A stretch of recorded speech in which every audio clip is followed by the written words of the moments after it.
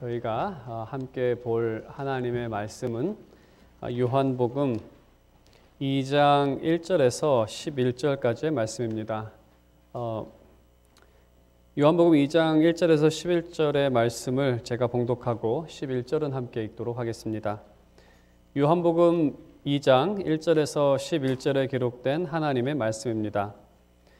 사흘째 되던 날 갈릴리 가나에 혼례가 있어 예수의 어머니도 거기 계시고 예수와 그 제자들도 혼례의 청함을 받았더니 포도주가 떨어진지라 예수의 어머니가 예수에게 이르되 저들에게 포도주가 없다 하니 예수께서 이르시되 여자여 나와 무슨 상관이 있나이까 내 때가 아직 이르지 아니하였나이다. 그의 어머니가 하인들에게 이르되 너희에게 무슨 말씀을 하시든지 그대로 하라 하니라. 거기에 유대인의 정결 예식을 따라 두세 통 드는 돌 항아리 6이 놓였는지라. 예수께서 그들에게 이르시되 항아리에 물을 채우라 하신즉 아기까지 채우니 이제는 떠서 연회장에게 갖다 주라 하심에 갖다 주었더니 연회장은 물로 된 포도주를 맛보고도 어디서 났는지 알지 못하되 물 떠온 하인들은 알더라. 연회장이 신랑을 불러 말하되 사람마다 먼저 좋은 포도주를 내고 취한 후에 낮은 것을 내거늘 그대는 지금까지 좋은 포도주를 두었도다 하니라. 함께 읽겠습니다. 예수께서 이 첫 표적을 갈릴리 가나에서 행하여 그의 영광을 나타내심에 제자들이 그를 믿으니라. 아멘. 오늘은 우리가 잘 아는 요한복음 2장 물을 포도주로 바꾸신 사건이 기록된 그 본문을 가지고 하늘의 포도주라는 제목으로 하나님의 말씀 증거하도록 하겠습니다. 삶을 살아가는 것을 곰곰이 생각을 해보면 삶은 기대를 낮추는 과정이라고 그렇게 생각이 듭니다. 청소년 때의 삶에 대한 기대, 또 청년이 되면 그 기대보다 삶에 대한 기대가 낮아지고 시간이 지나면 지날수록 우리의 기대는 점점 낮아지는, 그래서 삶의 지혜라고 한다면 너무 큰 기대를 갖고 살아가는 것이 아니라 낮은 기대로 갖고 살아가면 오히려 만족하지 않을까라는 그러한 생각 가운데에서 삶은 마치 기대를 낮추는 과정과 같다라는 그러한 생각이 들 때가 많습니다. 그렇게 우리가 생각하는 것, 그러한 이유는 세상은 우리가 원하는 기대만큼 우리에게 주지 않기 때문에 그렇습니다. 세상에서 우리가 바라는 것이 있고 또 우리의 자녀나 주변의 사람들에게 바라고 기대하는 것이 있지만 세상은 우리의 기대만큼 이러한 것들을 우리에게 주지 않습니다. 그래서 이러한 세상을 살아가는 크리스찬들은 이러한 생각 가운데에서 처음에는 신앙생활을 하면서 주님에 대한 큰 기대를 갖고 또 교회에 대한 큰 기대를 가지고 신앙생활을 하지만 이 또한 인생사처럼 비슷하게 주님에 대해서도 더 이상 큰 기대를 하지 않는, 그 이유는 자신들이 기대했던 만큼 주어지지 않았기 때문에. 하지만 그들은 핵심적인 그 문제를 인지하지 못해서 이러한 이야기나 이러한 불평을 하는 것만 같습니다. 그것은 잘못된 기대입니다. 기성 크리스찬들의 관심과 기대는 여전히 현재 세상과 현재 삶이기 때문에, 과거의 기대나 지금의 기대가 여전히 동일하기 때문에, 그리고 여전히 그 세상 아래에서 세상에서는 우리가 원하는 기대하는 만큼 주어지지 않는 그러한 곳입니다. 그러한 곳에 관심과 기대를 갖고 너무나 많은 지대한 관심과 기대를 이 현 세상과 현재 삶에 두기 때문에 주님께서 주시는 하나님의 나라와 새 생명에 대한 기대가 없다는 것입니다.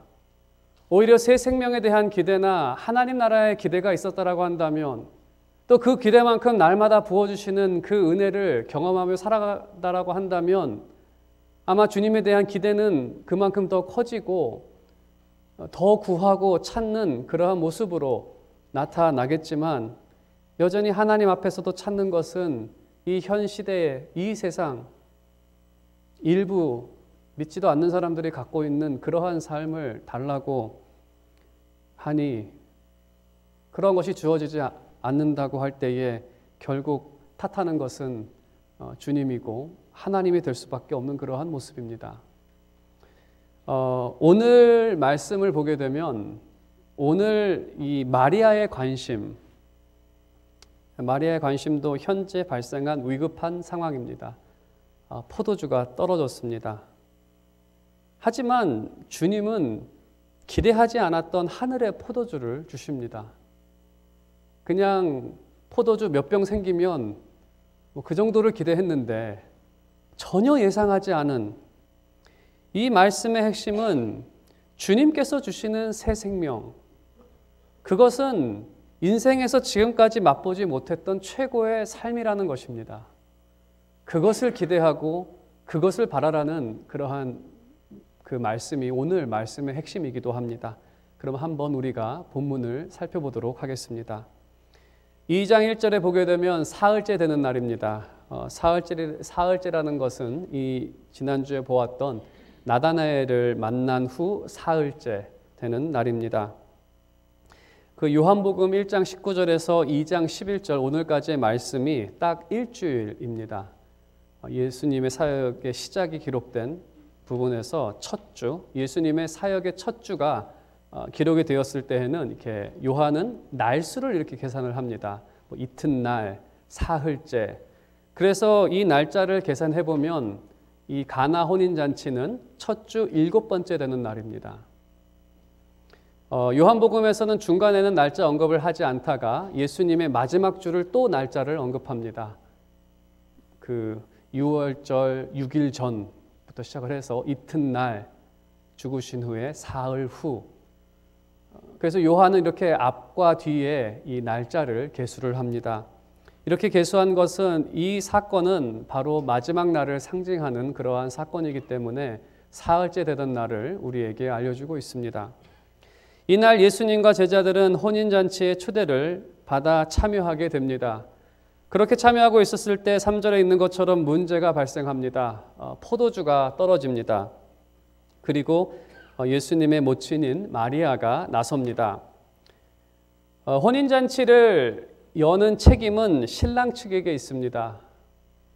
신랑 측에게 있고 포도주가 떨어지면 당시 상황으로는 고소를 당하기도 합니다. 이 시대가 체면 문화였기 때문에 고소를 당한다는 것은 어떤 금전적인 피해를 입는 것이 아니라 그 명예에 대한 피해를 의미합니다. 당시에는 그 같은 가족들이 한 마을에 몰려 살았기 때문에 그 가족이 어떤 수치와 망신을 당하게 되면 그 마을에서는 참 살기 힘든 그러한 공경에 처하게 됩니다. 그렇기 때문에 이 고소를 당한다는 것, 또 고소도 많은 사람들 앞에서 이 공방이 오가는데 그러한 것 안에서 그 잘못했다라는 판결을 받게 되었을 때에 그것은 상당한 수치와 망신을 얻게 되는 그 당시에는 정말 견딜 수 없는 그러한 큰 손해입니다. 그래서 그 큰 손해에 대한 수치와 망신의 위협 앞에서 마리아가 나섰다는 것은 이 마리아가 이 혼인 잔치를 하는 신랑 측과 친척인 관계였기 때문에 이 위급한 상황에서 나설 수밖에 없었던 것으로 보입니다. 그리고 마리아는 자신의 아들인 예수에게 이 사실을 알립니다. 포도주가 없다. 어머니가 이러한 말을 하면 아들은 이제 캐치를 해야 하죠. 어머니가 야 요즘 춥다 하면은 이제 그 좋은 파카를 하나 사달라는 그러한 말이고, 얘야 딸기가 생각이 난다. 그럼 뭐 딸기 사달라는 얘기죠. 포도주가 없다. 뭐 포도주 태워달라는 요청을 하지 않았지만 이 말의 의미는 포도주가 없기 때문에 네가 좀 어디서 포도주 좀 이 문제 좀 해결해달라는 요청이 담겨져 있습니다. 뭐 굳이 요청을 말하지 않았다고 해서 그렇게 해석할 필요는 없고요. 좀 문화적으로 비슷하기 때문에 지금 요청을 하고 있는 것입니다. 우리가 이 요청을 했을 때에 좀 마리아의 가정 상황을 알 필요가 있습니다. 마리아의 남편이었던 요셉의 기록은 예수님께서 12살 때 성전을 방문할 때에 등장하고 그 이후로는 복음서에 한 번도 등장하지 않습니다. 그래서 우리가 알 수 있는 것은 이 당시 요셉은 이미 죽었던 상태입니다. 마리아는 과부가 된 상황입니다. 시대적 상황으로 생각해 봤을 때 예수님은 동생들이 있었고 장남입니다. 33세에 그는 공생애를 시작하기 이전까지 개인의 삶 가운데에서 33살의 나이로 가업인 목수 일을 하고 있었고 그것을 통해서 마리아와 그 동생들을 잘 보살폈더라고 그렇게 우리가 생각할 수 있습니다. 그래서 예수님은 장남으로서 가장의 역할을 하고 있었고 이제 이 공생애를 시작한 첫 주가 바로 오늘 사건의 내용입니다. 그래서 과부 마리아가 장남에게 도움을 요청하는 것은 그렇게 부자연스러운 요청이 아닙니다. 장남이기 때문에 또 과부된 어머니이기 때문에 당연히 그 장남에게 이 요청을 할 수 있습니다. 하지만 예수님은 답변을 보게 되면 본인이 장남이 아니라 그리스도로서 응답을 합니다. 공생애가 시작되었고 이제 세상을 향한 그러한 사역이 시작되었을 때 그는 그리스도로서 이 요청에 답변을 합니다. 그리고 기대 이상의 일을 행하게 됩니다. 그러면 그 일이 무엇인지 보게 되면 4절에 있는 것처럼 예수님께서는 그 어머니에게 여자여라고 부릅니다. 여자라고 부른 것은 불손한 말은 아니라 한국말로 하면 마리아 여사님이라고 부른 겁니다. 여사님. 이게 불손한 말은 아닌데 높임 말이긴 한데 어머니에게 사용하는 말은 아닙니다. 다른 분에게 높일 수는 있어도 어머니에게 사용하는 말은 아닙니다. 하지만 여기서 그러한 말을 사용합니다. 마리아 여사님, 나와 무슨 상관이 있습니까? 이 문장을 통해서 알 수 있는 것은 예수님께서 모친과의 거리를 두는 모습으로 그렇게 말씀을 하십니다. 공생애라는 것은 요즘 말로 하면 공인의 삶이죠. 퍼블릭 라이프라고 하는 그러한 삶을 시작하셨고 세상을 위한 그리스도의 사역이 시작이 되었습니다. 마리아가 육신의 모친이라도 마리아에게 요구되어지는 것은 예수를 장남으로 믿는 것이 아니라 그리스도로 믿는 믿음이 요구가 되어지는 것입니다. 그리고 그 믿음만이 마리아로 하여금 하나님의 역사에 참여하는 그러한 방법이 되기 때문에 예수님께서도 더 나은 삶을 위해서 이러한 거리를 두신 것입니다. 더 나은 삶을 주기 위해 더 나은 포도주를 주시기 위한 그러한 삶의 모습입니다. 그러면서 4절에 이렇게 말씀하십니다. 내 때가 아직 이르지 아니하였나이다. 여기서 때라는 것은 바로 이 요한복음에서 때라는 것은 마지막 주 예수 그리스도의 십자가와 부활의 때를 말합니다. 아직 그날이 오지 않았다는 것입니다. 그날이 되면 구원의 참 포도주를 그들이 마시게 될 것입니다. 죄사함을 얻고 하나님 앞에 거룩함으로 나아갈 수 있는 그 참 포도주를 마실 날이 아직 오지 않았다는 것입니다. 아직 임하지 않았지만 예수님께서는 대신해서 그 날의 표적, 상징을 지금 그들에게 주십니다. 마리아의 말을 따라 하인들은 예수님의 지시를 따릅니다. 그곳에는 유대인의 정결 예식을 위한 돌 항아리 6이 있었습니다. 여기에는 두세 통이 들어갈 수 있다라고 되어 있는데 두세 통이라고 한다면 한 항아리당 20갤론의 물을 담을 수 있는 통입니다. 20갤론이고 6항아리면 총 120갈론입니다. 120갤론을 포도주로 만들었다라고 한다면 어마어마한 양입니다.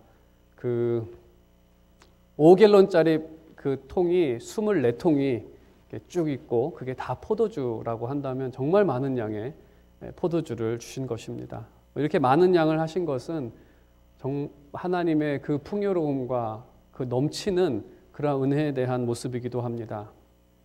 여기 있었던 돌 항아리는 유대인의 정결 예식을 위해 있었던 항아리입니다.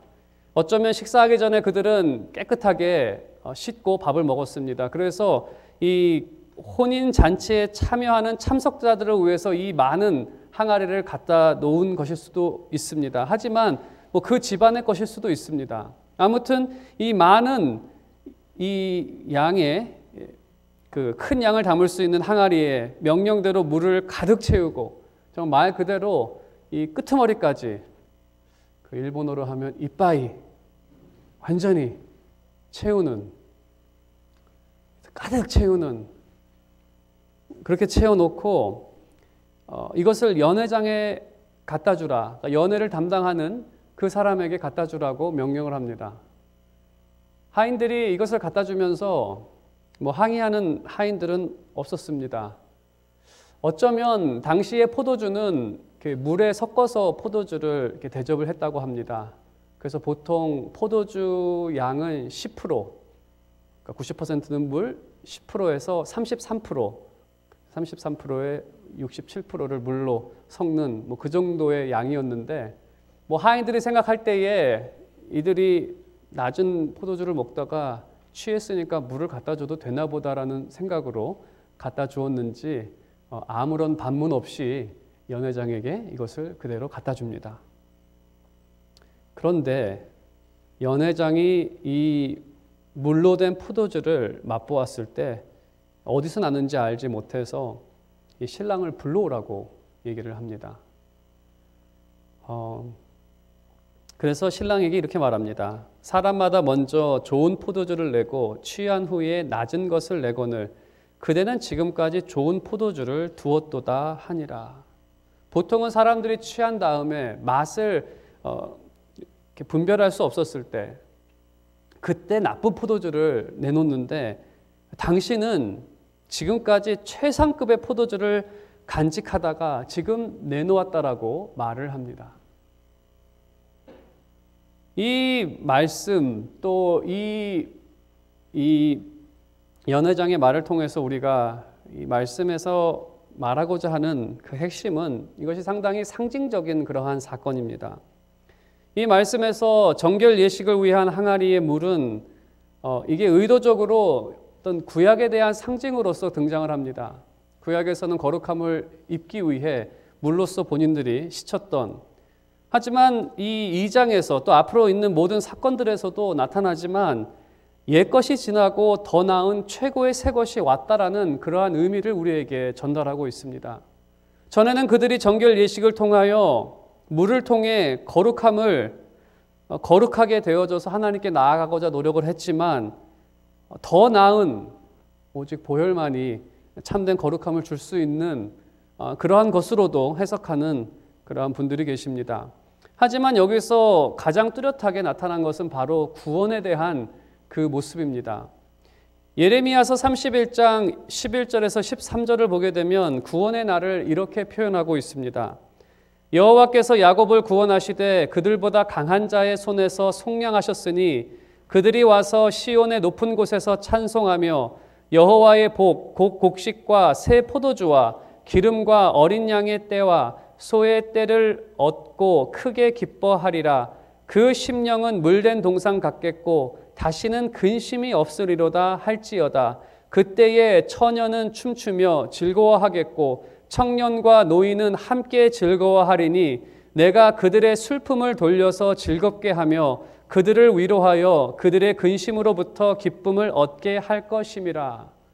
이 말씀을 보게 되면 이 구원의 모습, 새 포도주에 대한 모습도 있지만 그 기쁨과 축제와 즐거움에 대한 표현으로서 가득 차 있다는 것을 우리가 알 수 있습니다. 사도 요한이 이 글을 기록할 때에 가장 마지막 날에 있을 모습을 혼인잔치로 그렇게 우리에게 묘사하고 있고, 그것에는 그리스도로 인해서 넘치는 그러한 포도주와 기쁨이 있다는 것을 우리가 알 수 있습니다. 사도 요한이 기록한 마지막 글인 요한계시록을 보더라도 요한계시록의 마지막에는 구원받은 백성들과 그 백성들이 참여하게 될 어린 양의 혼인잔치에 대해서 기록을 하고 있습니다. 이 모든 것들이 다 기쁨과 축제로 끝을 맺고 있다는 것을 우리는 알 수 있습니다. 우리가 이 말씀을 통해서 이제 전체적으로 한 가지 볼 수 있는 것은, 마리아는 지극히 세상적인 그러한 기대를 가지고 예수님께 갔습니다.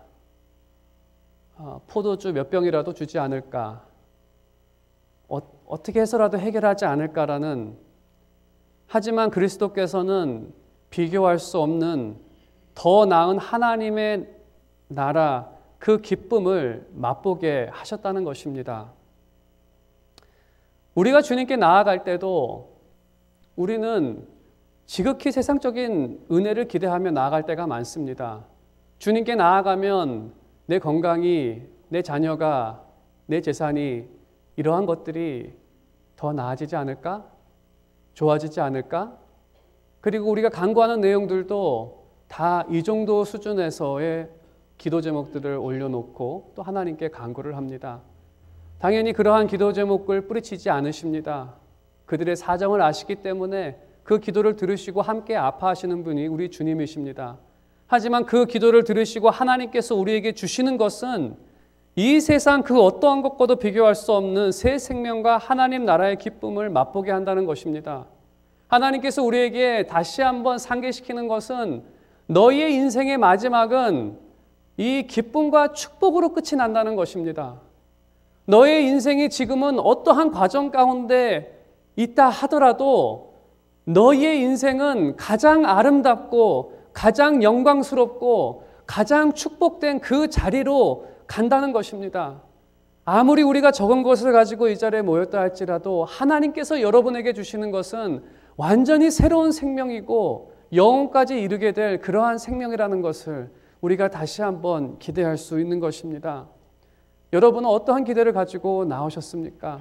하지만 오늘 여러분께서 주시는 그 은혜, 여러분이 그리스도 안에서 얻게 되어진 그 새 생명, 그 하나님의 나라, 또 우리가 조금 있으면 성찬을 대하게 될 텐데 그 성찬도 하나님께서 여러분에게 주시는 약속의 잔, 너희를 이곳까지 인도하겠다라는 젖과 꿀이 흐르는 그 풍요와 새 포도주와 솥대와 양떼가 있고 기쁨과 즐거움이 넘치는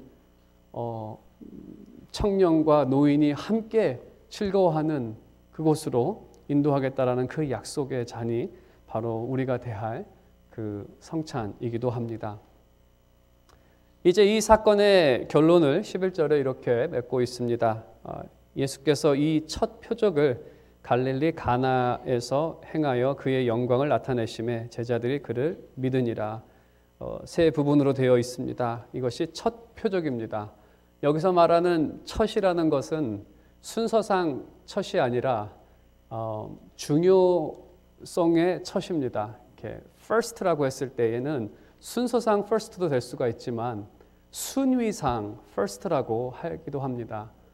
이 표적은 순서상이 아니라 순위상입니다. 가장 으뜸 가는 표적이라는 것입니다.